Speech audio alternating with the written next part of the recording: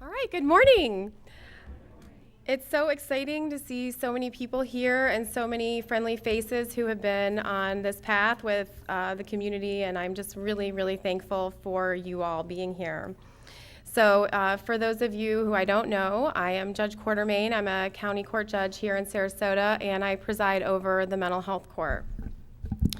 So the Sarasota Mental Health Court is what brings us here to learn today and also to celebrate, because we've had a lot of great achievements in the last few years. We've made a lot of progress, and I'm looking forward to those individuals who are going to speak and share that with you. So many thanks to the Vincent Academy for allowing us to have the event here. The organization and building are tremendous. I had the opportunity to be here yesterday and watch the students prepare, and it was pretty incredible. Everything from is done by the students. They baked the bread from scratch, and they did the floral arrangements, and they prepared the paperwork that's on your seats.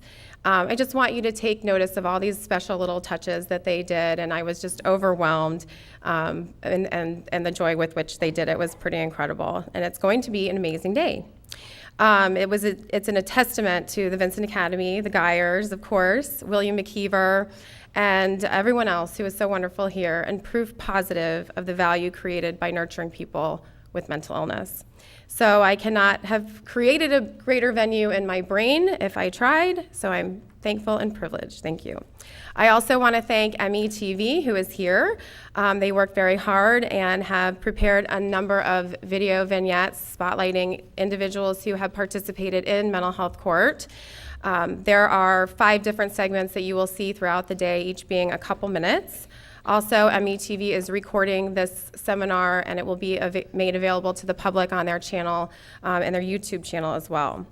So they've also provided the equipment to better present today, and I'm just very thankful for all of you for being here. Next, I want to thank all the speakers, and I roped quite a few people into it, and I know everyone has prepared diligently. Many people have traveled here from out of the county, and I am thankful for that. It means a lot. And last, I want to thank all of you. So we have a variety of people here, a variety of professions represented. We have the judiciary, law enforcement, the state attorney's office, the public defender's office, private attorneys, mental health professionals, philanthropic organizations, many from the Homeless Coalition and foundations. So it's a treasure to have you all here together. Many of you were here, or not in this room, but a part of the SIM, which was over a year ago. I can't believe it, but we're going to hear about the progress, and if you aren't familiar with what the SIM is, we're going to have a presentation about that. So I would like for you all to take this as an extension of the SIM and really think about and brainstorm throughout the day how you and your working groups, if you are in one, can learn from this. So I'm just very thankful that you all are here and devoting a day to this. So there's a lot of information to cover, and we're going to have to keep on time. We do have 2 scheduled breaks, but do feel free to move about. If you have the need to stretch your legs, you can stand in the back, grab something to eat. Do not be shy. So we'll go ahead and start with one of our video segments. This particular one features Carl, and Carl is an individual who was one of our first participants in CTC, the newer program, and he was homeless. And you will see, let's see, they're gonna start it in just a minute, but I will say he was arrested for trespassing at a Burger King, and he had been homeless and struggling for years. So while they're doing that, I'll just go ahead and move on to the next issue, which was last week I forwarded to everyone the biographies of our speakers.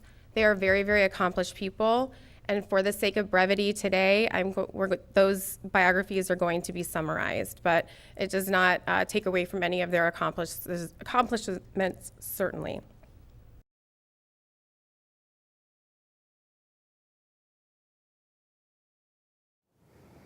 At first, I was in denial and didn't like the program, didn't care for it, and it was beats jail type of attitude and this and that. Just something just happened. You know, I caved in and I said, you know what, this isn't a bad deal. It's a mindset. It is certainly a mindset type of thing. You have to change your way of thinking. Nothing changes unless you change it yourself. So I made the change. You know, and I've been up and down the block for many, not years, decades at this. And finally I said, this isn't working too good for me. You know, so it was time for a change. Through patience and diligence, I managed to make the program. Patience being the key word. Patience is the key. It's not going to happen overnight. It's not a quick fix thing. It takes time. It only takes a minute to mess it up, but it takes a long time to fix your mess up. I'm on the right track, I believe, and I'm confident with the program, and thank God for the program. Thank the Lord above for the program. You know, I can't begin to express how I feel about the rights that it's done me. The way I was going, no way, no way. My days were numbered, and I knew it. He gave me one more chance, and I'm taking the ball, and I'm running with it. That's it.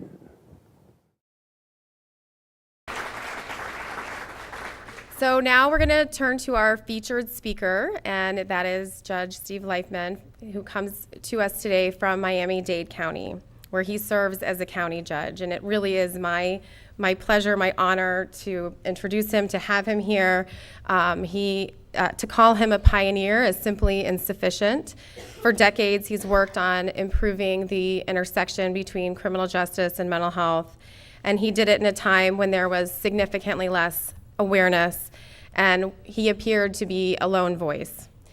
Judge Leifman forged a path for many communities, including ours, because if it were not for Judge Leifman's work and the proof that he was able to provide to potential donors and the community, we would not have been able to make the progress that we have. It's truly unbelievable what he did without having that proof behind him, just the belief that he knew it would work.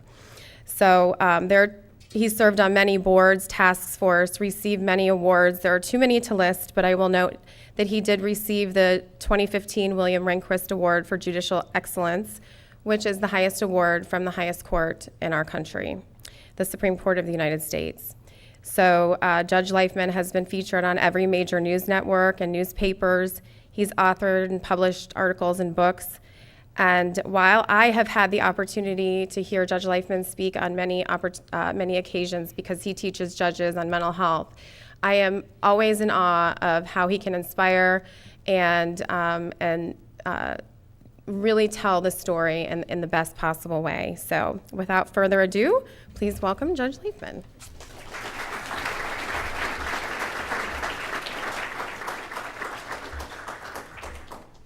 Good morning. Thanks for getting me out of court this morning. I'm thrilled to be here, and I can't thank Judge Quartermain enough for her leadership in this community and around the state.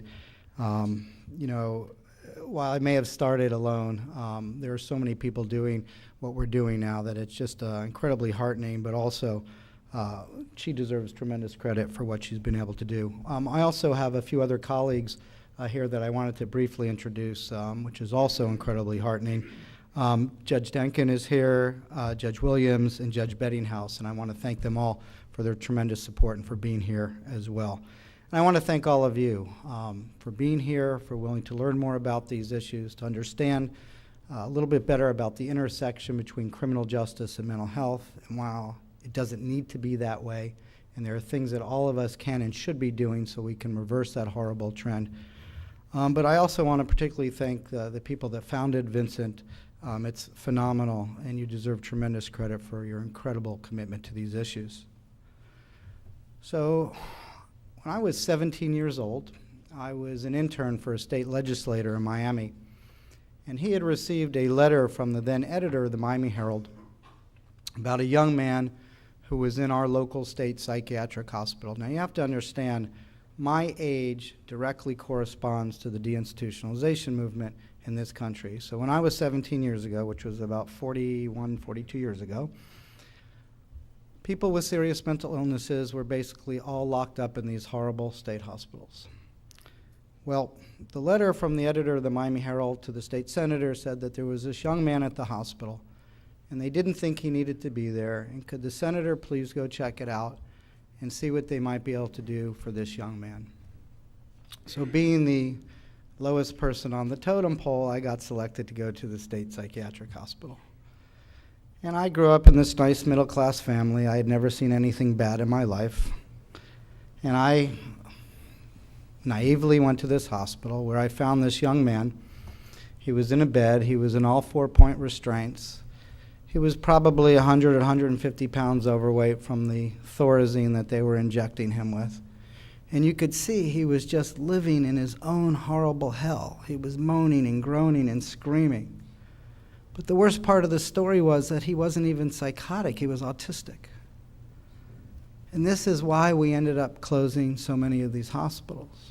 But while I was there, there happened to be an advocacy group there that day, and I guess they found out there was a representative from a legislator's office, which didn't happen too often in state hospitals. And so they asked me if I would take a tour of the facility. So they brought me downstairs to what still, to this day, I visualize looked like a dungeon, where I found these 7 men lying naked on the floor in their own feces, while a guard stood there with a hose washing them off. And the only thing I could think of at that moment is, my God, we treat animals in the zoo better than these poor people.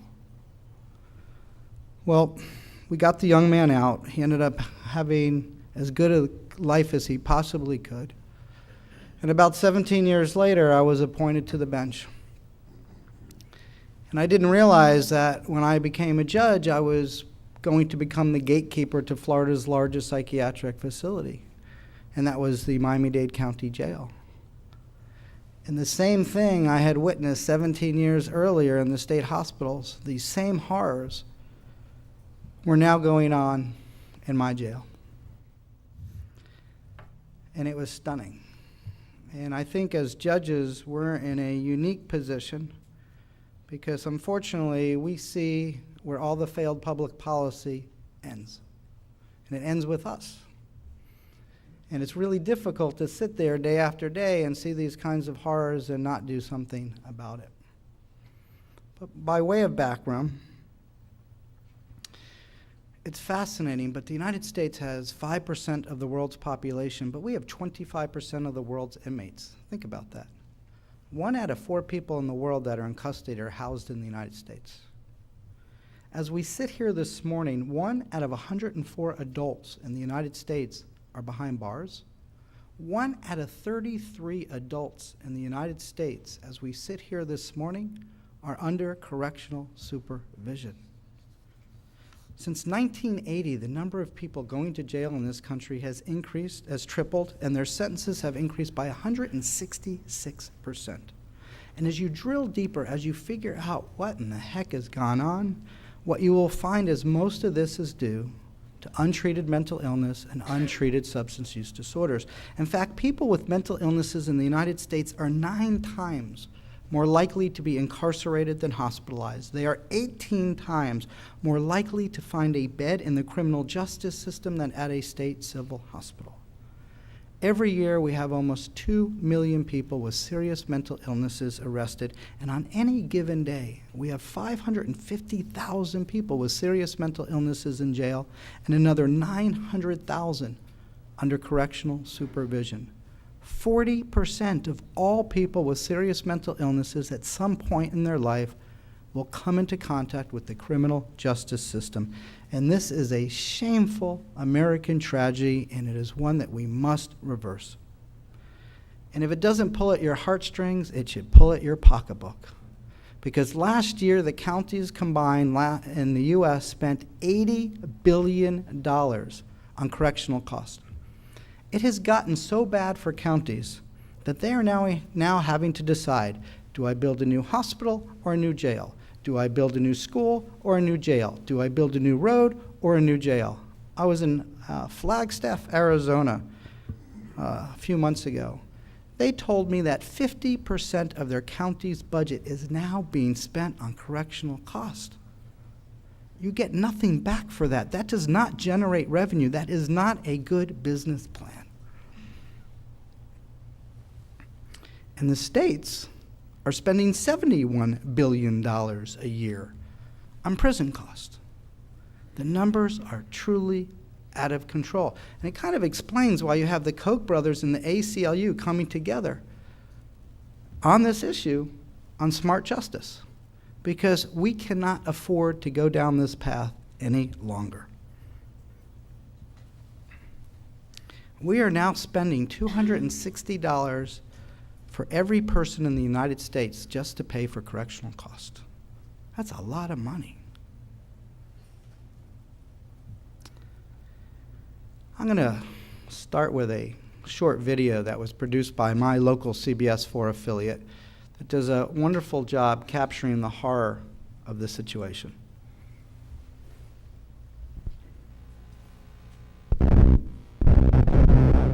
Nope. Now, live, this is CBS 4 News at 11. Life here is dirty, deplorable, dangerous. Tonight, CBS 4 takes you to a place cameras are rarely allowed to reveal what's happening in our downtown jail to the inmates on the forgotten floor. The people who spend their days and nights in these jail cells all suffer from mental illness. They're accused criminals, not guilty in the eyes of the law, but forced to live in conditions you cannot imagine. Our chief investigative reporter, Michelle Gillen, has been given unprecedented television access to reveal what's going on. Michelle joins us now, and I was shocked, to say the least, when I saw this. I think certainly it is time for the public to see what is going on. The pictures you are about to see are indeed haunting and most disturbing. Hundreds of men with mental illnesses, many crammed into tiny cells. Some arrested for minor crimes that advocates say would have the average person out of jail in just hours. But incredibly, there is no place to send them. Tonight, our cameras take you inside a world rarely exposed, the forgotten floor. And then they get thrown into a cell. I can't breathe that now. Prison insiders call this the forgotten floor, but it seems unimaginable that the horrendous, be it horrifying conditions of a jail spilling over with inmates suffering from mental illnesses could be erased from any sane man's mind. As frigid air is pumped into sealed cells, some beg for help for the barest of necessities, water. The faucets are dry. The water's not working. The water's not working. He's drinking sewer water. He's drinking toilet water out of the toilet. We'll get you water. It doesn't work, the faucets. The faucets aren't working. These stench-filled cells were designed for one person, outfitted with only a single steel shelf for a bed. In this one, there's 3 inmates in a cell for one. Yet 2, 3, sometimes even 5 men diagnosed with mental illnesses, in most cases arrested for low-level felony crimes, in some cases misdemeanors, are locked up for days, weeks, months. Tell me about you. Tell me, living in this, what do you want the public to know tonight? I want the public to know that people in here, they're urinating on the floor, and we have to sleep on top of it. They're defecating on the floor, and you have to sleep on top of it. There's only one bunker that's made of steel. And how many people are in your cell? There is 4 in here right now. They are only allowed out of their cell for 15 minutes 2 times a week. 30 minutes a week they're allowed out. So other than a half an hour That's it. This is it. They Right. are in this room. Lights are on 24/7. The conditions you see just do not change. I've been in Vietnam. I've been in Vietnam after 18 months in Vietnam. It's worse conditions in here. I wouldn't put a dog in here. A chilling perspective from the jail's chief psychiatrist, Dr. Joseph Portier. You would think that in 2006, we would treat people with chronic mental illness in a much better, more humane manner. But unfortunately, we're reverting back to how it was in the 16 and 1700s, which is terrible. It's morally incomprehensible. A sentiment echoed by an outraged Miami-Dade County Judge, Steve Leifman. This is like a secret that people don't know about. Yeah, it's a bad secret, and it's a sad secret. What most of you don't know is that the Miami-Dade jail now serves as the largest psychiatric facility in the state of Florida. 3 of 9 floors, burgeoning with inmates suffering from mental illnesses, and according to Leifman, in desperate need of treatment.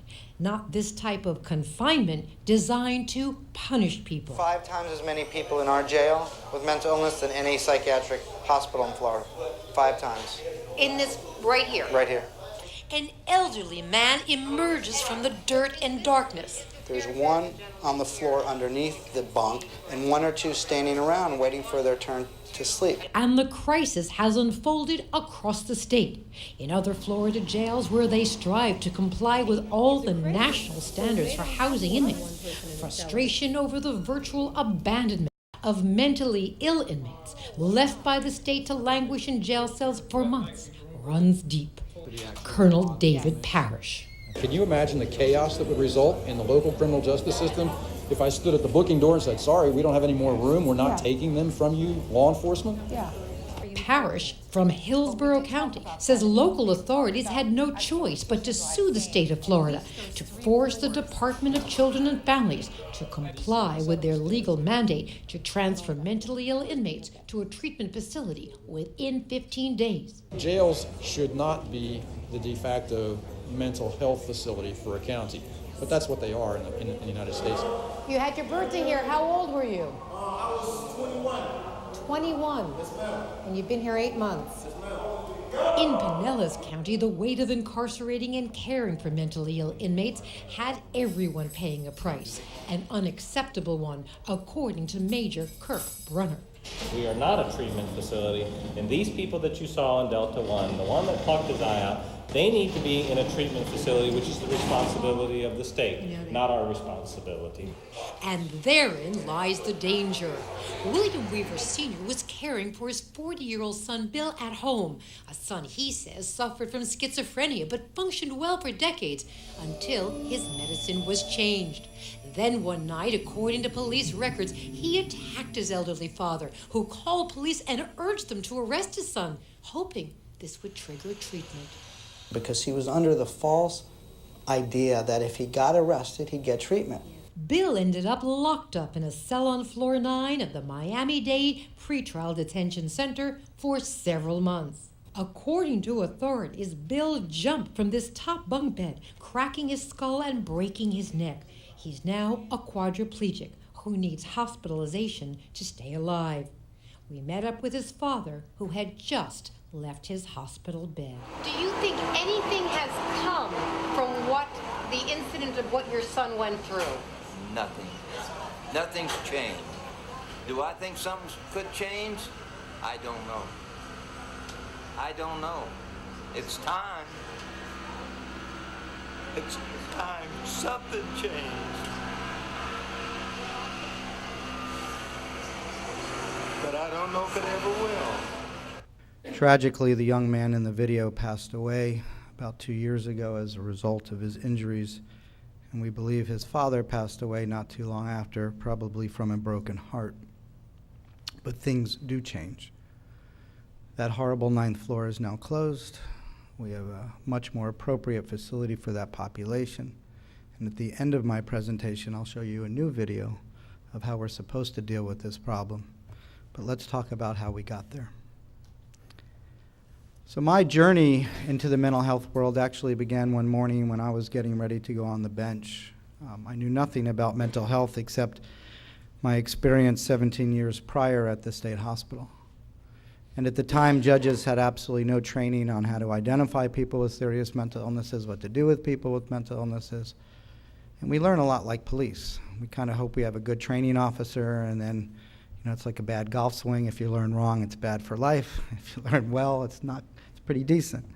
But we had zero experience and zero training, and we really didn't know what to do. So I was getting ready to go on the bench one morning, and I was approached by the assistant public defender and the assistant state attorney.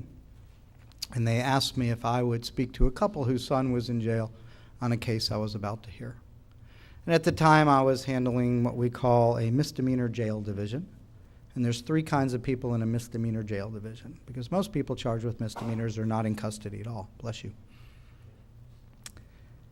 And the 3 kinds of people in a jail division for misdemeanors are those with attached serious felonies who are not allowed out of custody, those that are too poor to bond out, and then those with mental illnesses that don't know how to get out. And so this lovely couple came into my chambers. You could see that they were pretty well off, pretty sophisticated, and horribly distraught. The mom was crying, the dad was shaking, and they literally began to beg me to get their son help. They told me that their son was brilliant. He had gone to Harvard. He had a late onset of schizophrenia, and he was now recycling through the criminal justice system, and they just didn't know what to do. And I was pretty new at the time, and I think when you're a new judge, you think you have a lot more power and a lot more wisdom than you really do. And I made the mistake of promising them that I would get their son help, because I was under the same illusion. I thought, hey, if you got arrested and you had a serious mental illness, we must have some system of care, because I deal in logic. And I knew that if you got arrested and had a heart attack, we clearly had a health care system for you. We would take care of you, get you out, and get you what you needed. And I just assumed we did the same for people with mental illnesses. So I made a big mistake, and I promised them that I would get their son help. And as I began to go back into the courtroom, the mom stopped me and she said, Judge, there's one more thing I need to tell you about my son. She said, not only is he brilliant, but respectfully, he probably knows more about the mental health system than you do. And I kind of looked at her. I wasn't quite sure what she was trying to tell me. And I said, excuse me. And she said, well, you see, my son is the former head of psychiatry at Jackson Memorial Hospital. He was a Harvard-educated psychiatrist working at Florida's largest public hospital. And he had a late onset of schizophrenia. And he was now homeless and getting arrested regularly, and they didn't know what to do. So I went into court, and I called his case, and he was charged on some ridiculous offense. It wasn't even a statutory offense. It was like a little county ordinance that often was used to pick up homeless people, possession of a dairy cart. I doubt if Sarasota County even has such a statute or ordinance. And so he stood, and we started to have an amazing conversation. He was thoughtful. He was more respectful than the lawyers. He was totally coherent, and I'm thinking, my goodness, maybe something's wrong with the folks. He seems fine. Except when I looked at him, he looked like a homeless man who hadn't bathed in 3 months. And he kept insisting there was absolutely nothing wrong with him. He had no type of mental health disorder. He wasn't sick. And if I would only release him, he would go see a psychiatrist, he'd get evaluated, and he would come back. But it was ridiculous, he told me, that he was spending so much time in jail on an offense nobody does any jail time. And he was right. He'd already been there probably a couple of weeks by the time I got him. I said, well, can I ask you a question? He said, sure, Your Honor, anything. I said, I just don't understand one thing. You keep insisting there's absolutely nothing wrong with you. But if that's the case, why would a Harvard-educated psychiatrist be homeless, be in jail, and recycling through our system unless you had a serious mental health issue? And all of a sudden, he started rocking back and forth, and he started cupping his ears, and he went into a full-blown psychotic episode, and he started to point to the back of the courtroom where his parents stood, and he started screaming at the top of his lungs, and he started yelling, Your Honor, Your Honor, Your Honor! And everything he yelled was in sixes. You have to have the couple removed. You have to have the couple removed. You have to have the couple removed. I said, aren't those your parents? No, no, no, no. Real parents, died. Holocaust, Holocaust, Holocaust. And they're from the CIA, and they came to kill me, kill me, kill me, kill me, kill me. And the only thing that you could hear at that moment was his poor mother crying. Now, I did the only thing that I had been told to do. If someone acted strange or bizarre, order a psychological evaluation. I didn't even know what I was supposed to do when the evaluation came back. Well, the first evaluation came back. 2 weeks later, he's now in jail, 4 weeks on possession of a dairy cart. Said, hey, he is incompetent and he meets criteria for involuntary hospitalization. I'm thinking, this is great. I'm going to be a hero. I'm going to get this guy help. At the time, he needed 3 evaluations to get the lawyers agree. I ordered 2 more evaluations. He's now in jail 6, 8, 10 weeks on possession of a dairy cart. All 3 evaluations come back. He is incompetent to stand trial. He meets criteria under the Baker Act to be hospitalized. I'm like, great. I'm going to be a hero. We're going to get this guy help. I'm never going to have to deal with mental illness again. This was in 2000. So I asked the lawyers. They immediately stipulate that he is incompetent to stand trial on this misdemeanor. And I begin to order him into involuntary hospitalization.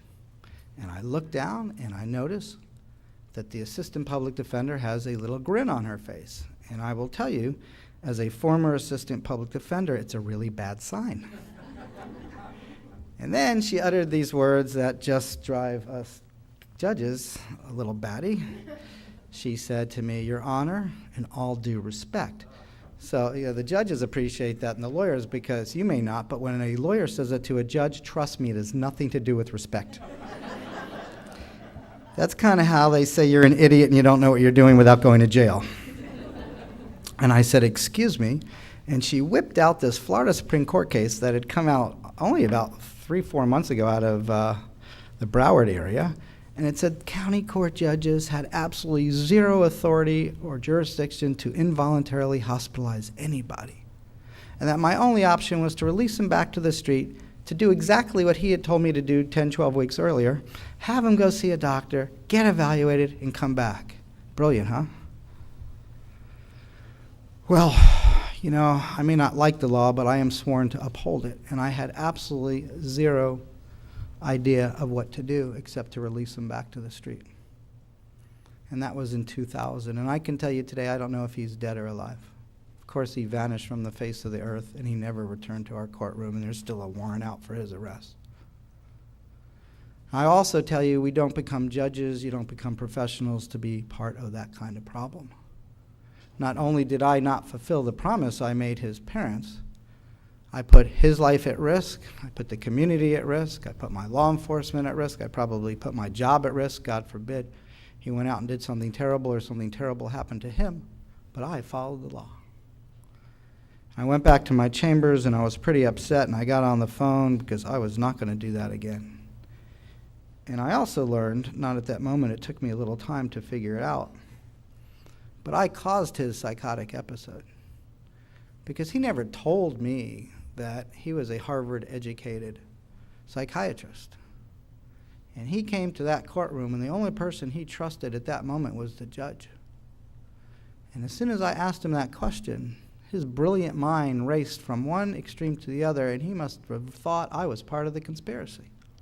Because how else would I know he was a Harvard-educated psychiatrist? And when he lost absolutely all trust in that room, it caused him to have that episode. And I will never forget the look on his face. It was the look of somebody right before they think they're going to die. It was sheer fear and terror.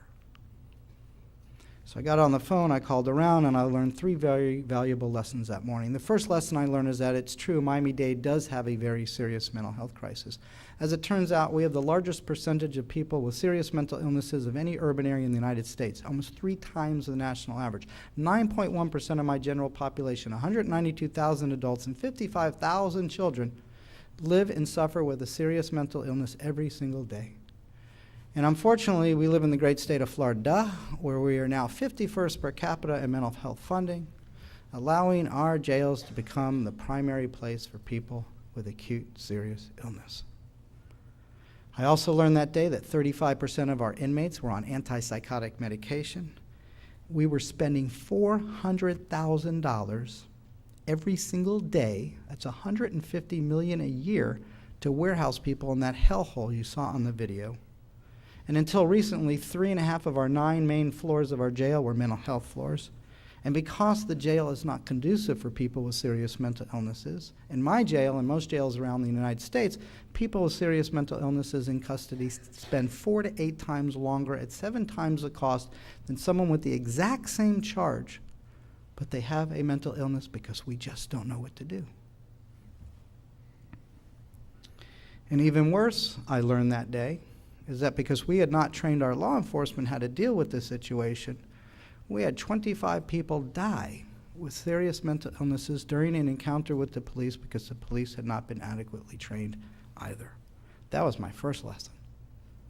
The second lesson I learned that morning was this was not just a local problem, but as it turns out, it is a state and national one as well.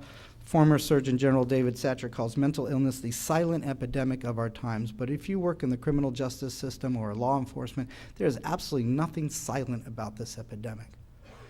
We hear their cries and their screams every single day. And maybe the third and most difficult lesson I learned is that our community mental health system and laws are antiquated, fragmented, under-resourced, and do not represent the best we have in science and medicine in this country. Because we know people with mental illnesses are no more dangerous than the general population. We know that people with mental illnesses on medication are much less dangerous than the general population, which makes me think we should just put it in the water like fluoride. We'd all be happier.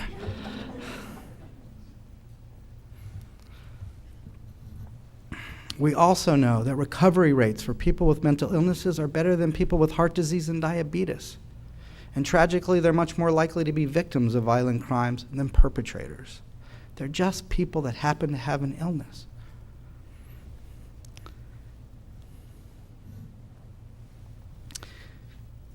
And so we've seen homelessness increase, we've seen police shootings increase, we've seen police injuries increase, we've wasted critical tax dollars, and in many ways we have made mental illness a crime in this country. In fact, in Florida, our police actually initiate more Baker Act calls than the total number of arrests they make each year for robbery, burglary, and grand theft auto combined. It's really out of whack. You know, I've been doing this for 18 years now, and I have come to a very simple conclusion, that if we treated people with primary health issues the way we treated people with mental illnesses, not only would there be this plethora of civil lawsuits, there would probably be indictments for gross negligence. What other illness is it okay to discharge people in the middle of the night, half psychotic, and then when they don't behave the way society wants them to behave after we have not given them what they need and deserve, we arrest them? It's criminal. I don't know why we're not madder about it. I mean, the insurance companies have been let off the hook. They've pushed people into an under-resourced public system that can't handle it. And they just keep recycling, and they're just people with an illness that can recover better than people with heart disease.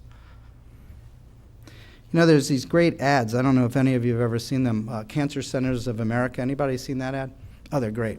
They're beautiful. You hear this soft, lovely music. It's like, God forbid you get cancer. We are going to take care of every aspect of your illness. We're going to take care of your transportation, your rehabilitation, your housing, your mental health. Like, wow, cancer doesn't look so bad today.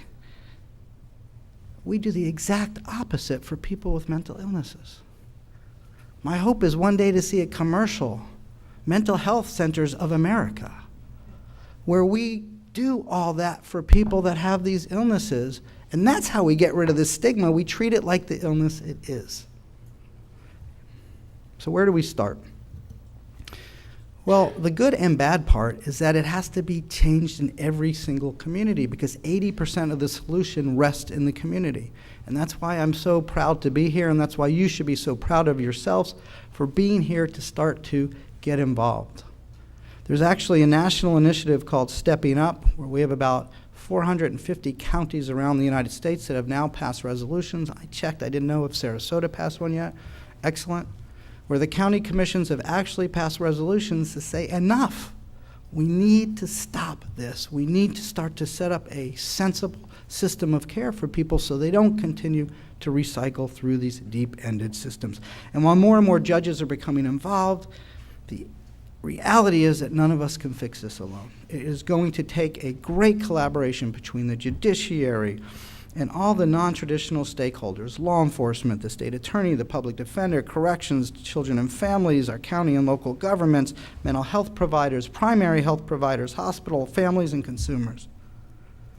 For many, many years, there was a great recognition in my own community that we were a national embarrassment. And after this horrible situation I had with the psychiatrist, fortuitously, the first national meeting was in Miami on this issue. And so it's good to be judge. I went to the event. I begged the organizers to help us. They gave us their last grant. And one of the greatest things about being a judge is we have this wonderful moral authority. So when Judge Quartermain invited you, you came today. So when we invite people to a meeting, they generally come, whether they want to be there or not. And we get this wonderful captive audience. And I'll tell you, I know it's true because when I was the chief of the county court for the public defender's office, I told you my age parallels deinstitutionalization. I went from 1 year having no clients with mental illnesses to the next year having hundreds of clients with mental illnesses because they had closed that horrible hospital I had been to some 20 years earlier at that point. Or no, I guess it was less than that. And so I naively sent this letter to all these traditional and non-traditional stakeholders, and I said, hey, something's going on here. I don't know what's going on, but it's bad, and we really need to do something about it. And this is a really funny, sad, true story. So I'm all excited. I send this letter out. I'm like, oh, okay, we're going to do something about this. And I show up to the meeting. I swear to you, not one person showed up. I guess it just shows you how much influence the public defender has. Anyway. 2 years later, I was appointed to the bench. I had this situation with the psychiatrist. I took the same letter, I put it on my new stationery with the gold seal, and they got there early. And the room was packed. And we literally, the first half day spent mapping out how the criminal justice system intersected with our community mental health system. And we were embarrassingly dysfunctional. It just didn't. It was like that story I told you. We'd arrest people. We were spending about $2.5 million a year just on psychological evaluations in Dade County so we could release people to the street. How smart is that? And when we had all these people in the room looking from a little higher level of what we were doing, we looked around the room and we said to each other, who's more sick? People with a true illness or us so-called policymakers who have absolutely designed a system to fail. And we realized we needed to change. So as a result of this wonderful summit that went on for 2 days, where we didn't let anybody out of the room till we saw a little white smoke, not bad for a Jewish guy, and everyone left saying, we have to fix this. So we literally wrote out how we were going to change the system. And we developed this written collaborative agreement. I invited everyone to my chambers. We had an actual signing ceremony, picked an arbitrary date when we were going to start, and we said, we're going to change. Now, to this day, I don't think any of those wonderful people that signed it don't know that it's not really an enforceable contract, so don't tell them. But by having all these elected officials put their name on a document meant that it was going to happen. And what we realized and what we needed to do in this meeting is that we needed a two-part system. And if I were to do it again, I would start with a three-part system. And the two parts that we did, and in the agreement, we actually had a simple goal that read, diversion and linkages to comprehensive care makes jail the last resort. And we realized that we needed both a pre- and post-arrest diversion program. And we looked around the country, we're big. We're the biggest county in Florida. I've got 3.5 million people. I have 38 separate police departments with 38 separate cultures. The last thing they wanted was some Miami-Dade County judge telling them what to do. And we started to cajole a little bit, and we saw that the best program that we found in the U.S. was at Memphis, Tennessee, Crisis Intervention Team Program. We adopted it, and it took us a little while. It took some grand jury reports to help encourage our law enforcement to come aboard, but they have become our heroes. We now have the largest trained squad of police officers in the United States in CIT. We have over 5,600 officers trained. And just to give you a little idea how successful it has been, We keep data on every single CIT call both the City of Miami and Miami-Dade County officers make. Now, those are 2 of 36 agencies, but they cover about 60% of the county. Between 2010 and 2016, I've half the data from one of them for 17, so I won't give that out, but it's amazing. But between 2010 through 2016, those 2 agencies alone handled 71,628 mental health calls. And out of the 71,628 mental health calls, they only made 138 arrests. So what do you think happened in Miami-Dade? We went from 118,000 arrests a year to 56,000. We're closer to you. I mean, it's nothing for a county that big. It actually allowed us to close one of our main jails. And while it's really not intellectually honest when you get up and give these speeches to tell you how much savings there are when you do these programs, because it's really about cost shifting and spending the money where it needs to be spent. But when you actually close a jail, that's a savings. And for us, it was $12 million a year. It's been closed 6 years. That's $72 million. And I've made sure I've gotten a lot of that back from my county to reinvest it where it needs to go, at the front end. And it's paying huge dividends, because not only is our arrest rate in half, our daily jail audit is in half, from about 7,300 to about 4,000 today. Our police shootings have almost stopped. Our police injuries have almost stopped. Everybody is happier. It is working. We realized that we needed to do more than just CIT. We also set up a 9/11 call taker training program so that we could better identify the call, so that we could make sure we got the right officer to the right scene, so everybody knew what was going on when they got there. There would be no surprises and no problems. We set up a training for every police chief and their staff. But we also realized just doing pre-arrest wasn't enough. We needed post-arrest diversion. So we started with a small misdemeanor diversion program. And now every single misdemeanor in Dade County that gets arrested is screened. We changed the screening tool at the jail to make sure we got the right people. If you qualify for our diversion program, you're out of jail within 3 days. We put a criminal hold on the transfer so that the 72 hours under the Baker Act does not apply. We actually give 2 weeks for the person to stabilize, which is what they probably need.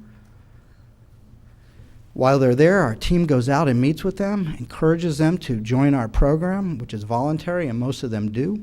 And if they accept our program, they do not get rebooked. They go right back to a courtroom. And in the courtroom, a peer is waiting for them. I have 8 peers that work for me. 4 of them, 3 or 4 of them, are graduates of our program. And we have their benefits lined up, we have clothes, we have their medication, we have housing for them, we have transportation, we have a treatment plan for them. And they get treated like human beings. And guess what happened? Our recidivism rate went from 72% to 20%. Shocking.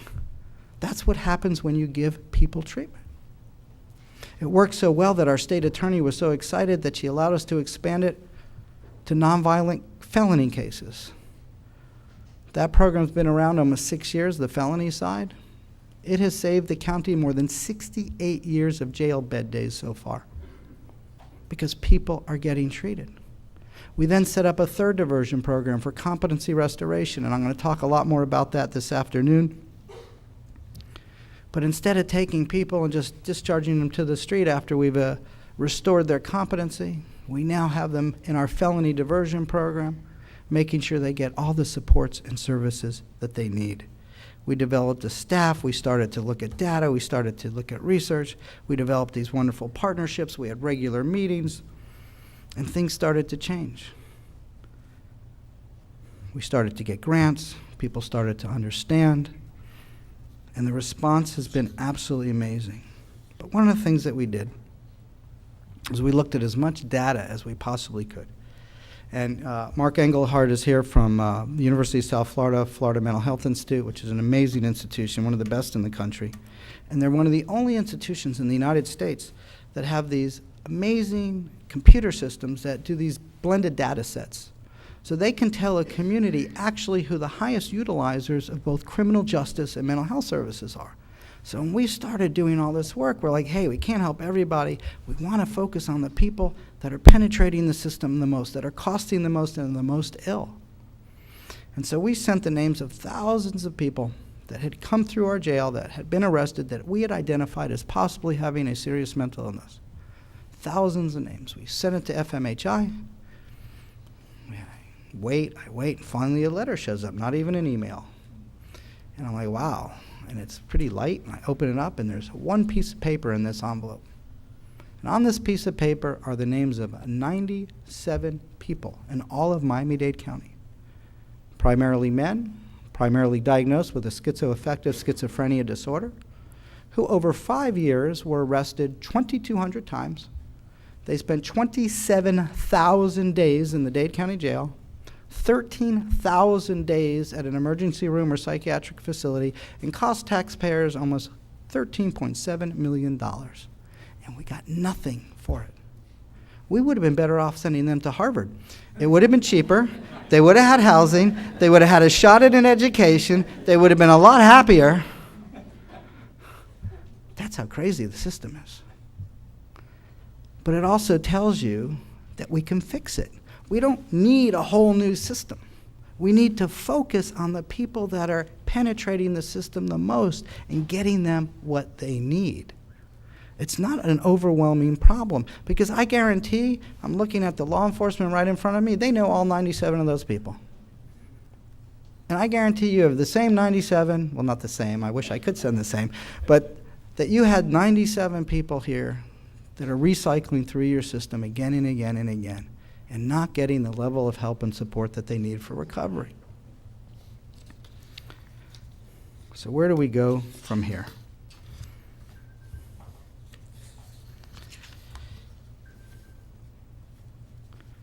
There are several components of the project that we're involved in, and one of the biggest pieces that we're doing now is we're going to begin construction in about a month on the first of its kind in the country, an actual mental health diversion facility.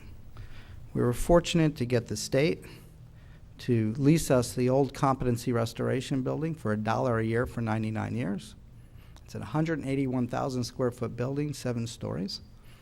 And the good taxpayers of Dade County, because when you save $72 million, you get your money back. They gave us $42 million. It's the only county in the United States, and I'm very proud to live where I do. Say what you want about Miami. I know we're a little wacky. But it is a great community, particularly when it comes to this issue. And they gave us $42 million to renovate this facility so that we can have a one-stop shop for the most acutely ill and not allow that high utilizer population continue to recycle. That building will have a receiving facility, crisis stabilization unit, short-term residential facility, a day activity program run by people with mental illness, a culinary supportive employment program. It will be a medical home model. We will have a primary health clinic, a dental clinic, an eye clinic, a tattoo removal, because people in psychosis do silly things with tattoos sometimes, and we want them to get employed, and having hell on your forehead and a tattoo doesn't really work for the employer. We'll have a courtroom, we'll have a living room model, and we'll have trauma services. And I want to talk about trauma because it's extremely, extremely important. It's one of the underlying things that we did not realize when we started. 92% of all women in jail in the United States with a serious mental illness were sexually abused as children. And it's usually familiar, and it goes on for a long period of time. 75% of men in jail and prison with a serious mental illness also have serious trauma issues. It may not be sexual abuse, though it may be. They may live in war zones. They may live in a home with domestic violence, and a young brain that's witnessed to trauma is damaged even more than an adult brain. So what's trauma? Trauma is physiological, it's not emotional. So you have this little thing in your body called the pituitary gland. Why is a judge talking to me about my pituitary gland? Because it's critically important. And I want to talk to our law enforcement about this next, because it's really serious and it's really important. Because the pituitary is your warning system. So if you went out to ringling and you saw a car coming at you, your pituitary would send a little message to your adrenaline, and the adrenaline would release a chemical to your brain called cortisol, and it would tell you to get the heck away. It's your flight or fight mechanism. And when you can't get away because you're either a soldier or law enforcement or a child being sexually abused, the brain literally gets overdosed with cortisol, and it permanently alters the brain activity. And that's what PTSD is, and it's serious.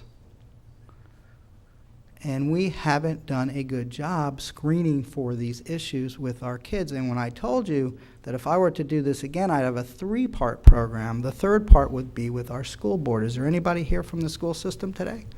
We have to start including them. And we have to start doing regular screenings at pediatricians and schools to look for kids that are going through trauma. Because if we identify it early and we get them treated early, they're not going to end up in my system. So I read an article recently about law enforcement officers. They get 6 to 9 times more cortisol a day than non-law enforcement officers. It explains, sadly, why police officers have some of the highest suicide rates, some of the highest domestic violence rates, some of the highest divorce rates, and some of the highest substance use rates, because they have serious trauma. And they are part of a profession that they really don't want to go for treatment. And who can blame them? Stigma's bad enough outside law enforcement. It's 10 times worse inside law enforcement.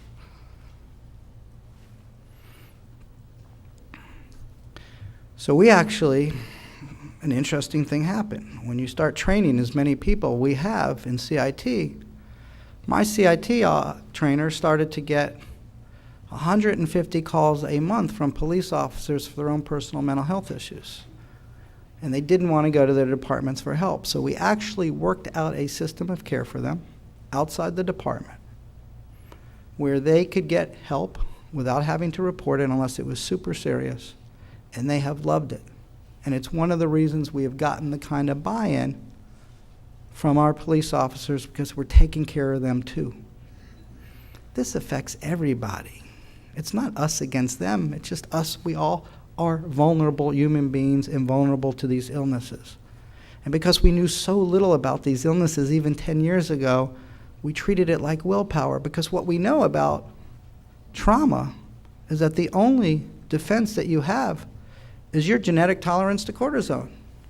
So if you're a 250 macho police officer with a low cortisone tolerance rate, you can go to a horrible car accident with dead children in it and be devastated. You could be a 110-pound female police officer with a high tolerance to cortisol, go to the exact same scene and walk away hurt but okay.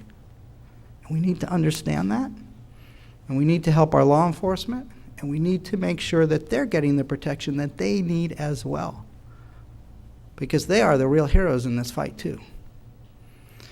Well, I will say this. I'm going to show the second video because I'm out of time. I want to leave you on a happier note, and then we're going to wrap up. If you could show me the second video, please.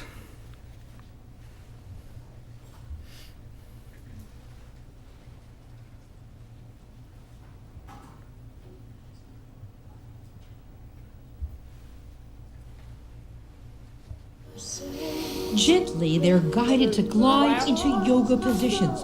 And come down like that. Inmates suffering from mental illnesses every week now immersed in lessons of mindful meditation. Teacher Lawrence Huff urges them to find an inner sanctuary of calm and confidence. That's it. Yeah, because I see them all as, souls just like me, you. They just had some bad strokes of luck, and so they ended up this way. It's a part of a most dramatic departure from how mentally ill inmates were once housed and treated on the notorious forgotten floor of the Miami-Dade jail, the 9th floor. There's one on the floor underneath the bunk and 1 or 2 standing around waiting for their turn to sleep. Inmates holed up, often naked, forced to sleep on the floor in freezing, putrid-smelling cells designed for one. You can't treat human beings this way. Inmate after inmate tried to remind us. The water's not working. working. The water's not working. He's drinking sewer water. He's drinking toilet water out of the toilet. We had stepped into a jail that had morphed into the largest de facto psychiatric ward in the state, with just one psychiatrist on staff who shocked our community and the nation, sharing this. You would think that in 2006, we would treat people with chronic mental illness in a much better, more humane manner. But unfortunately, we're reverting back to how it was in the 16 and 1700s, which is terrible. It's morally incomprehensible. Let's go in and take a look. In the 18 months since the Forgotten Floor was shuttered, a new generation of inmates is now housed in a $2.5 million retrofit of the 4th floor of the Turner Guilford Knight Correctional Center, a literal world away from the nightmare Judge Steve Leifman turned to us to capture. Your first Forgotten Floor led to a grand jury report. It helped us. You know, it was an eye-opener for the entire community. It opened a window to what needed to be done. Do you feel safe in here? Of course, I'm here by myself. So what do you see when you walk in there? Well, number one, there's only one person. There's not 4 or 5 in a cell for one. Number two, there's no longer just one psychiatrist. It's night and day. I mean, you have 13 psychiatrists working on these floors now. People are getting attention. They're not stuck in there, you know, basically 24 hours a day, 7 days a week. In this case, people are actually getting treated. They have therapy classes. They see one-on-one doctors here and therapists. You saw they have an outdoor area. The guy was playing basketball. It's an open space. It doesn't smell. It's not freezing. It's the way it's supposed to be. Psychiatrist Patricia Hungiera of the Jackson Health Services team. I see them as patients, no matter where they are. So I see that they're individuals that are suffering from mental illness and that we have to take care of them as a whole. Medical, emotional well-being. There are automated electronic checks and balances. All meds, feedings, visits by doctors and correctional staff, including suicide watch, are logged and tracked on iPads. Well, see, the important thing to remember, Michelle, that these individuals can be a member of our family. So we want to make this environment as safe and humane as possible. Daniel Jr., Interim Director, Miami-Dade Corrections and Rehabilitation. Sure. What's going on with your case? In our series of reports, we exposed how on the 9th floor, neither corrections nor medical staff could call out directly to 911 when an inmate suffered a medical emergency. Life and death minutes could be lost in a maze of bureaucratic phone calls. But now, if I needed to call 911, can I dial out directly? You can dial 911 directly from any unit within our system. That's a big difference. That's a big difference. You brought it to light. It was beyond a hometown horror. And what you have now is all about possibilities that has become a national model. Miami-Dade Commissioner Sally Heyman, who following our reports, fueled a campaign for change. And look at how incredible the change is. How are you feeling today? Fixtures have been changed. For the acute mentally ill, no more steel bunk beds from which an inmate like William Weaver could jump from, and did. He ended up a quadriplegic. His father, William Weaver Sr. Do you think anything has come from what the incident of what your son went through? Nothing. Nothing's changed. Do I think something could change? I don't know. I don't know. It's time. It's time. Something changed. But I don't know if it ever will. Mr. Weaver, he says, I don't think it will ever change. And he starts to cry. Things do change. And we closed that 9th floor. Michelle Gillen and CBS 4 have made a remarkable difference, not just in the lives of these individuals, and not just in getting them in a better place that they should be, but for helping change the entire system. You made them human again, and it helped destigmatize the problem. And on this day, female inmates were all smiles upon receiving new yoga mats donated by South Florida's yoga community. Behind bars, men and women who may live in anonymity, but these days seem quite aware they are not forgotten. So the answer is not building all new jails for people with mental illnesses, but building better systems of care in the community so people with mental illnesses don't need to come in. And when I speak this afternoon, we're going to talk about what that system should look like. Thank you very, very much.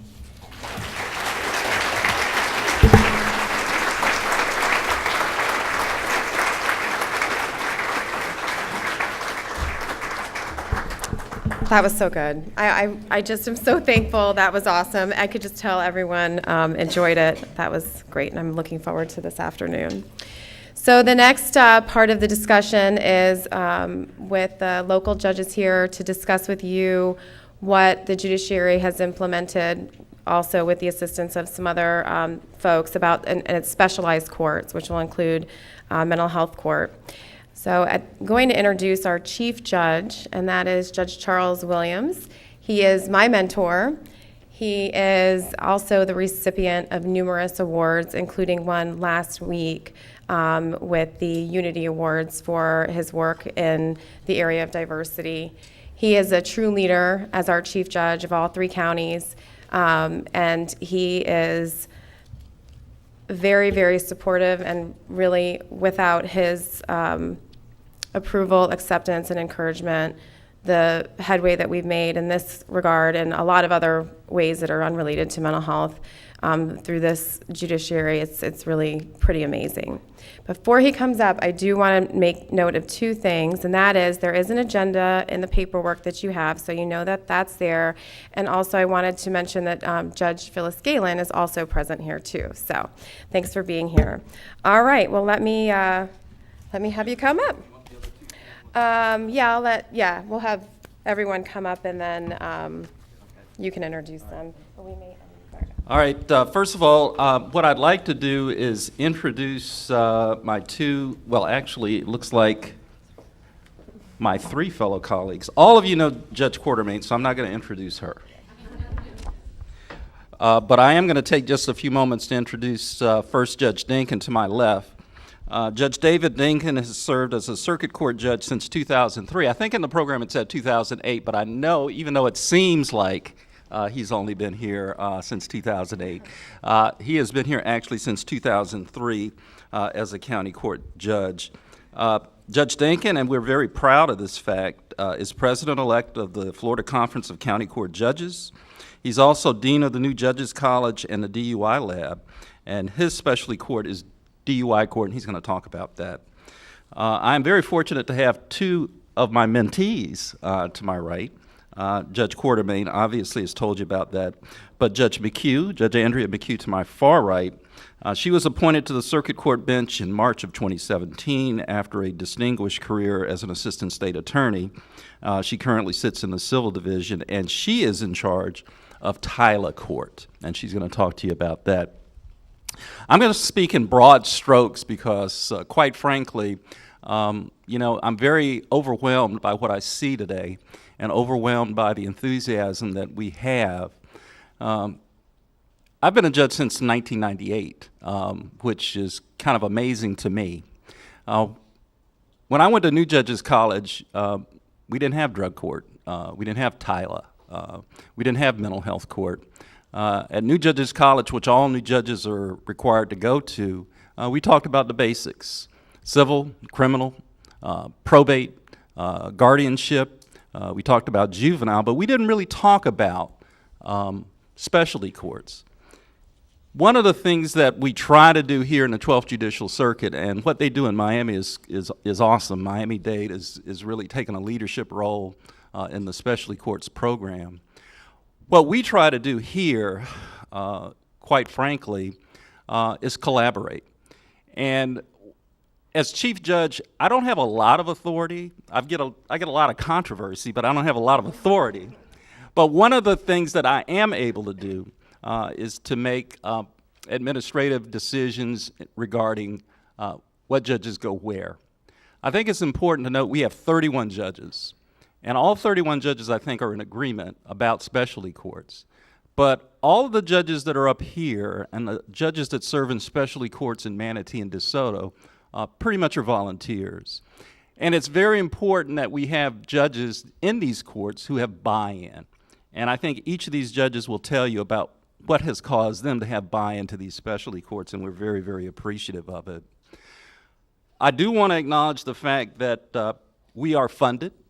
Tom Wolfe wrote a book called The Right Stuff, and there's a conversation in that book, and it's about the Mercury astronauts, and there's a conversation in that book where the astronauts are moaning and groaning about having to go on a PR tour. And a reporter brings to their attention that these tours are important, and they balk, and they say, why should we have to do these things? And then a question is posed to the astronauts. You know, what makes your rockets go up? And they start talking in terms of the technical aspects of rocketry, and the person points out, no, that's not what makes your rockets go up. Funding is what makes your rockets go up. No bucks, no Buck Rogers. And so funding is a critical component to all of these. And I just want to touch on some of the issues that we have as far as funding, and I want to talk a little bit about that. You know, drug court and DUI courts are funded fully from the general revenues from the county. And that must mean that we have buy-in from the public. Mental health court is a mix of grant funding and county innovation funding. And Veterans Court is funded and run out of drug court this year because the state funding was not renewed. However, we have applied for and expect to receive state funding once again beginning in July, which will allow Veterans Court to grow again. I say this because we have to get the word out to our taxpayers, to our county commissioners, to our city commissioners, to those who are in charge of funding these programs, how important they are. And I think the stories that we have heard today illuminate the fact that these are necessary. I talk about when I came on the bench in 1998, and before that I worked as a public defender for about 12 years. And so the idea of drugs and mental health in terms of what the criminal court's position were was undefined. We didn't know what to do. We did not have the training as judges in dealing with mental health issues and dealing with addiction issues. I remember when I first came on the bench in 1998, and I wondered where our mental health facilities were. The Arcadia facility had been closed. We would have people that would come in front of us that were obviously suffering from mental health issues, but it was a mystery what happened when they went behind that door after sentencing or after they were released because they were incompetent. I had no idea what would happen to them. And as a judge, that's a pretty frightening thought. On a broad philosophical scale, as far as judges, what we have to ask ourselves, and what I ask our new judges, is what is our role in this process? Obviously, we do give the illusion of having a lot of power, but we really are limited in terms of what we can do. I ask new judges, and hopefully I ask you too, the first question that you need to ask yourself as a judge is, do I have the authority? Do I have the authority to do what I need to do? The second question is, do I have jurisdiction? Do I have the legal right to do what I need to do?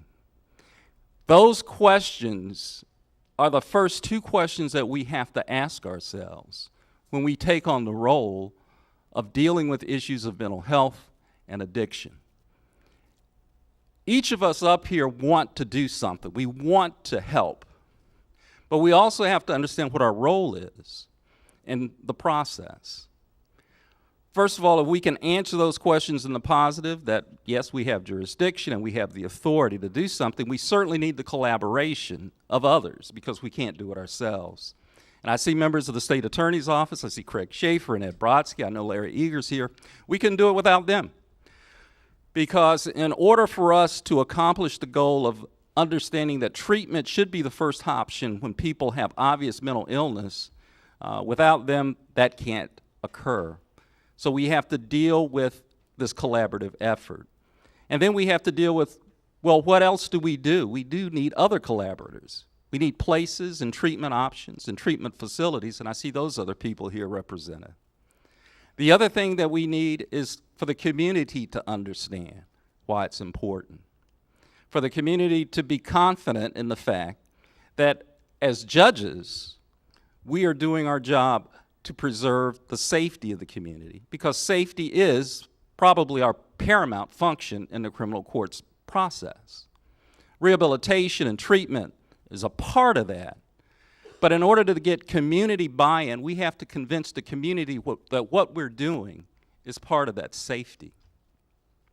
And so it's important for us to be able to give that knowledge to the community, to understand that what we are doing here today and what we're doing as we go forward is important in terms of a public safety aspect of it.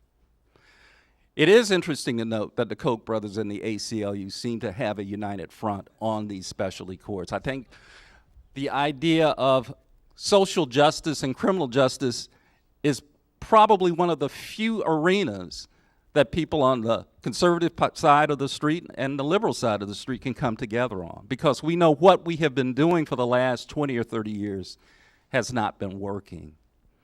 And so through that collaborative effort, it's really interesting to see how things have progressed. The legislature is in session. And when I took the bench in 1998, the only thing that really the legislature was trying to progress were tough on crime sentencing laws in 98. And I'm just going to give you an example of 3 bills that are pending in the legislature, which tells you how far we have come since 1998. There's a Senate bill that's been proposed. It's called the Inmate Reentry Program. It's Senate Bill 1222, and it creates a reentry program for nonviolent, low-risk inmates who pose a minimal foreseeable risk to the public. An inmate is recommended for the reentry program through a preliminary eligibility finding and the sentencing order, and the Department of Corrections administers the program. An offender that is sentenced to the reentry program as part of his or her sentence must serve a term of imprisonment that includes completion of 90 days participation in an in-prison treatment program for substance abuse, mental health, or co-occurring disorders. The term of imprisonment and in-prison treatment are followed by a community-based aftercare treatment program. The inmate's in-prison treatment is to begin as soon as being admitted into the reentry program. Following the completion of the in-prison treatment program, the bill provides that an inmate must be immediately transitioned into the community on drug offender or mental health probation for the last 24 months of his or her sentence. And this bill was proposed by a rather conservative senator in Florida. That would have been unheard of in 1998 for a bill like that to be passed. What would have been more common would have been a bill that talked about perhaps a minimum mandatory sentence for people charged with drug crimes. So again, look how far we have come. There's another bill that's pending this year in the legislature dealing with minimum mandatory sentences. Senate Bill 602 authorizes a court to depart from the 3-year mandatory minimum term of imprisonment applicable to trafficking in various controlled substances, excluding opioids and opiates. The departure is authorized if the court makes written findings that the violation only involved possession and that a factor, consideration, or circumstance clearly demonstrates that imposing the minimum mandatory term would constitute or result in an injustice. Again, that's a Senate bill that's pending. And so when we talk about how far we have come, we look at some of the bills that are pending in the legislature that identifies that the issue isn't so much punishment, but the issue is understanding and treatment and justice. As a judge, we're confronted with the idea of what is justice. We talk in glowing terms about social justice and criminal justice. We have 31 judges in this circuit with 31 different personalities, some easier to deal with than others. But all of us, amazingly enough, I think are in agreement that we have to do more and that we have to nurture the programs that we're developing. And we have to understand that the public needs to understand that what we're doing is also in their best interest. So as Chief Judge, I don't take credit for these programs. I certainly take the glory sometimes for the work that Judge Quartermain and Judge McHugh and Judge Dinkin are doing. But I see my role as the chief judge is getting that word out to the public, letting people know what we're trying to do, letting people know what works and what doesn't work. And with that, that's what we see in terms of our circuit as our role is. But again, it's a collaborative effort. We all have to agree, and we all have to come together. And I'm very proud of how this community has done that. And I'm very proud of the people that I see here who, again, with various different personalities, all understand that this is something that's important. So with that, what I would like to do is ask Judge Dinkin to talk a little bit about his program, and then Judge McHugh can talk about Tyler. So I'll turn it over to Judge Dinkin. Can you all hear me in the back without me holding the microphone? You all hear me okay? Good. Oh, yeah. Oh, you need it? You need it anyway for this? Yep. Okay. Before I start, let me keep in mind that Judge Quartermain told me I have 4 minutes and 37 seconds to speak to you. 3 minutes. Three. And she scares me. So before I get to that, let me take a matter of personal privilege, and I want to call out Joan Geyer and her husband. Joan used to work for me when I was a private attorney, and I ran the guardian ad litem program many years ago. She was my best guardian, and if anybody can put together a program such as this, it's Joan. Joan, you're doing a great job again, and my hat's off to you.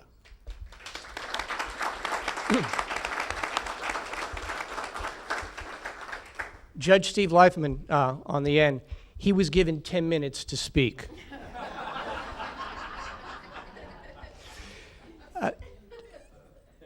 If you give him the topic of mental health or his son, the actor, sit down, relax, because it's going to be a long time. But Steve and I grew up together in Miami-Dade County when it was called Dade County. Who would have known where we are here today? My program is the DUI court program, and it's a post-adjudicatory program. It was started in 2008. We have our 10-year anniversary coming up this June. Quickly, this is a program for those people that have been convicted of prior DUI or charges, at least prior DUI arrests. These people have an addiction problem. What I didn't know when I first asked to start this program is that 30% of those that have addiction problems also have a secondary mental health problem. So we're dealing with dual diagnosis. This program, as Judge Williams mentioned, only works if you have buy-in from the other agencies. Thank God we do have buy-in from the other agencies. We have Mr. Brodsky here from the State Attorney's Office and Mr. Schaefer. Mr. Schaefer's constantly telling me how the best way I can run my program. I have Mr. Eager here, and I think I see Terry Drake, who was one of my first public defenders that helped run the program. So my team, my DUI court team staff involves the State Attorney's Office, the Public Defender's Office, a representative from the Sheriff's Department. Tom Knight's a big supporter of the program. I have my executive director. I have my case manager who's here today. I have 2 counselors. I have a lab technician. I have a physician's assistant. I have probation. We meet every week and we discuss the progress or the lack of progress of everybody that's in that program. My program has graduated over 390 people in the past 10 years. Quick to statistics, because everybody's concerned about statistics for whether or not a program actually works. The national average of recidivism for DUIs as of 2015 was 25%. The Florida average of recidivism for DUIs is 26%. The recidivism of my program is 3%. So it works. But it works because we all bought into it. I have a representative from the State Attorney's Office there every week. I have a public defender there every week. What we do is we evaluate the progress of everybody. My counselors give me a report. We talk about how somebody's doing. They meet with me once a week, they being my participants. My program was at one time earlier, or at the end of last year, was up to 95 people in the program. I now have about 50 people in the program, and it varies, it's cyclical. We meet every week. We discuss the progress. There's 4 phases to the program. They have to show up in court and meet me once a week in court, because one of the things that we learn in treatment is that forced treatment works. It takes a little bit longer, but forced treatment works. Number 2, immediacy is very important. Rewards for good behavior and therapeutic consequences for not so good behavior. That's why we meet once a week. So if something happened during that past week, you better believe the next week, within 7 days, we're talking about it and we're dealing with it.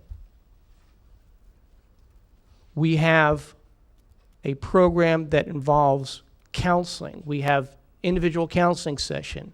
We have group counseling sessions. We have 3 AA meetings a week required. We have 3 drops a week required. We are now starting to use Vivitrol. We are partners with First Step. We involve Centerstone. We couldn't do this without everybody's buy-in and input. How much more time do I have? I don't have more time? If you ever have the opportunity and want to see what it's like, I invite anybody and everybody to come watch court. Court's every Thursday at 4 o'clock. It's open to the public. We have people come in at all times.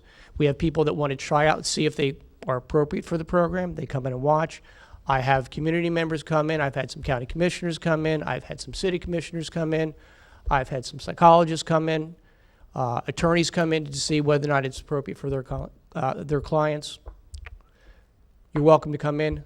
Thank you for allowing me to speak today. And also, if you go to our circuit court website, you'll hear information or be able to read information about all of these programs. So at this time, I'd like Judge McHugh to talk about Tyler Court. All right, thank you. How many people in this room have heard of Tyler Court? Oh, most people. All right. So hopefully this isn't telling you something you already know. I am new not just to the bench, but also to Tyler Court. I presided over the first Tyler docket yesterday. TILA stands for Turn Your Life Around. And because I'm new to the program and I had nothing to do with the inception, I get to speak about it today without an ounce of humility. And so I can really brag about how amazing the inception of the program was, and also the impacts that it's having on this community. The Turn Your Life Around Tyler Court is a diversionary court similar to DUI court or drug court, but it's specialized to treat those who are selling their bodies on the street. And there's a national organization, Selah Freedom, which is headquartered here in Sarasota. We are very fortunate for that. And their mission is to fight human trafficking. Not human trafficking that we typically picture, where you picture people from other countries being brought in vans, but human trafficking where mostly women up on the trail in our community are being coerced into selling their bodies, either through people that control them through violence or people that control them through their drug addiction. And so Selah Freedom looked at these people, mostly women, again, some men, but looked at them and said, why are they doing this? What is their story? And as Judge Leifman spoke about, the story of almost all people that are arrested for prostitution is that they were sexually abused as children. And so these are not women that have made a business choice. They have not decided to enter this glamorous life of prostitution and making a bad moral choice, but rather they are women who have been taught as children that they're not worth anything. They've had their self-worth stolen. They've become addicted to drugs because it eases some of the pain, and they have no other avenue to ease that pain. And with that, as Judge Leifman talked about, when they are victims of that sort of trauma, when they're younger like that, it does impact the brain and how they operate. And so Selah Freedom came to the Sarasota Police Department, who has jurisdiction over the trail, right? And this is in around 2012, there was a real paradigm shift, and there was a connection made with Selah Freedom and the Sarasota Police Department, where they said, what if we used these prostitution arrests and prostitution stings not as an opportunity to punish people for committing this crime, but as an opportunity to save women from a life that they don't deserve and that they really didn't choose? And so they began to reach out to during these prostitution arrests and trying to reach these women and offer them different resources and different help. But of course, what happens after an arrest? You go to first appearance, you see the judge, the state attorney's office stands up and makes a recommendation. And so there needed to be more than just that initial contact or buy-in. And so they went to the state attorney's office, and so Craig Schaefer has been mentioned today. I will say that something that Mr. Schaefer and I share in common is that we both worked in crimes involving sexual abuse of children. And so when they brought this idea to the state attorney's office, I think Ed was in his first term. No one else in the state was doing anything like this, but they were very receptive and they were very open to it, and they recognized the importance of treating people as exploited victims that were in this situation rather than criminals. And they saw the need to have more of a treatment approach versus a punishment approach. And so the state attorney's office, Sarasota Police Department, and Selah Freedom, and other organizations like First Step, the public defender's office, got together and looked at how can we create this court. And they said, well, we need a judge. Who would be willing to help in some sort of a specialty court that's going to treat a vulnerable population in the way that society deserves to treat them? And so they, of course, approached Judge Quartermain, who was busy doing all of her other amazing work in mental health, but still gave up and volunteered her time and did quite a bit to implement this program.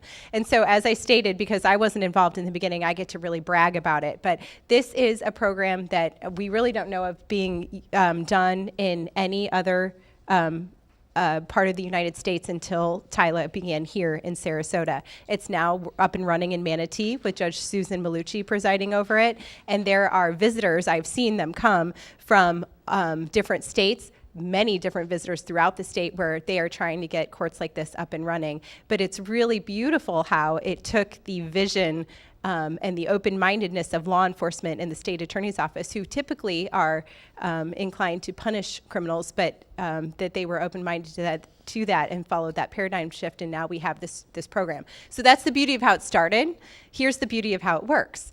There's a case manager from Selah Freedom that is in charge of all of the people or the participants. And so what happens when these people are arrested for prostitution, they are given a choice. You can either go through the regular criminal justice system, where the primary purpose of sentencing is punishment, or you can be treated specially because you deserve to be treated specially, because maybe you're here for some reasons that you didn't choose.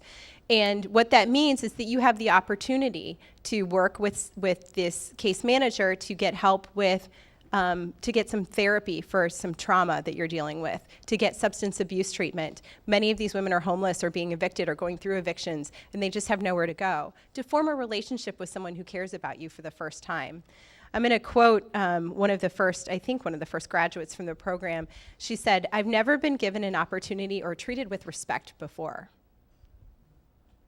So first time this person has been treated with respect. She happened to have been a victim of her mom's sexual abuse, and when she reported it to her mom introduced her to crack cocaine to help with the discomfort of being sexually abused, as opposed to saving her from that abuse. So of course she ran away and became vulnerable to somebody seducing her into selling her body for nearly a decade. She birthed a child during that time.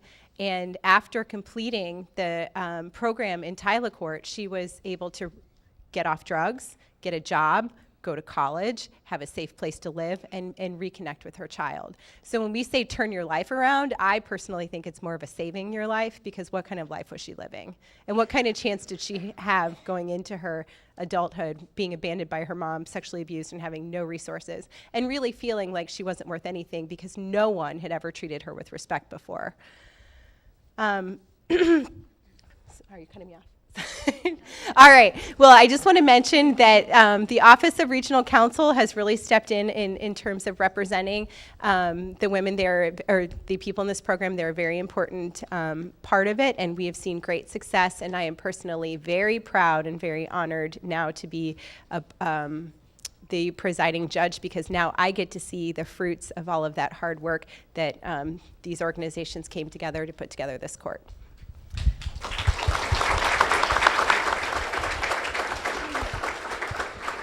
So I'm going to have the opportunity at lunch to tell you a little bit more about what's happening with mental health court. But at this time, I just want to, You know, I tell you, I love specialized courts.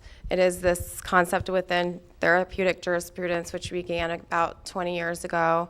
And Sarasota is so far ahead. When we go to judicial conferences and we tell people, oh yeah, we have this thing called TILA and drug court and DUI court and veterans court and mental health court.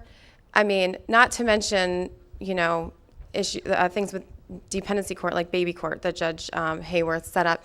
People are in awe. But you know what? We should be doing that. We are an affluent community. We have a lot of passion here, and we are doing exactly what we should be doing. And I also want to, you know, echo what Judge Dinkins said, and that is forced treatment works. And when you have someone in a position who is facing a criminal charge, and their options are, listen, we're going to give you this opportunity, and if you take it, you know, great things can occur. If you don't, we're going to have to sort of put you on the normal process here. And, you know, a lot of times that is what it takes. These people are not in positions to come to it unilaterally or without that extra push. And when we use jail as sanctions, it is effective, but I don't mean indefinite jail. I mean, you know, a sanction of jail. So, with that, I'm going to play a video. It's Miss Alexis, who was part of our mental health court. And what I want you to know about Alexis was that prior to entering into mental health court, she was actually deemed incompetent. It will surprise you when you see this. There was a report from a PhD that said she was incompetent. And somehow she made it into court with me. And she has 5 children. 5 children. The alternative was she was going to go to prison. So then you think about the collateral damage on her children. And we're going to see her today. At the conclusion of this video, we'll start our break. And I would like to have the speakers who are part of the next topic to meet me up here. So if we're ready to go, let's play Miss Alexis's video.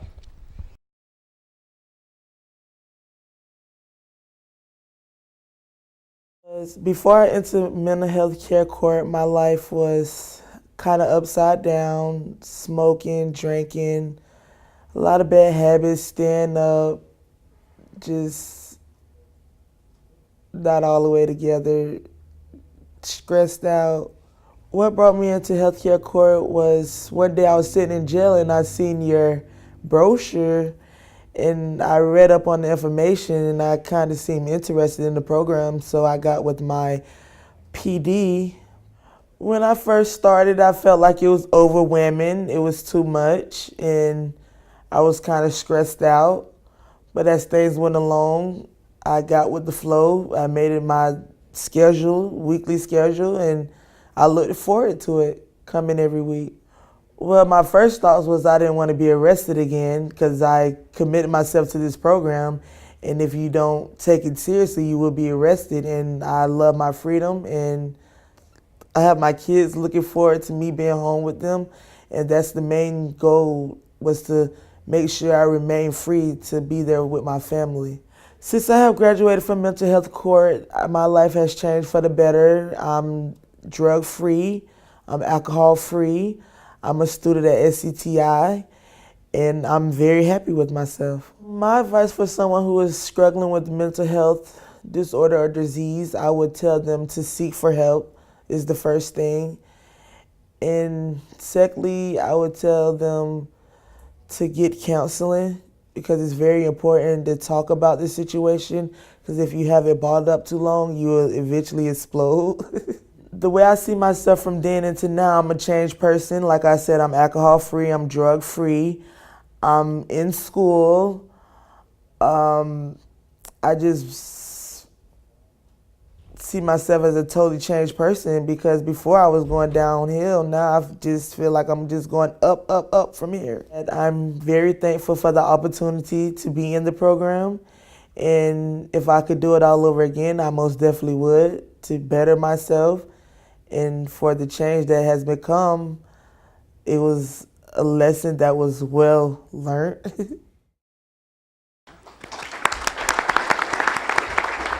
All right. So we are in recess.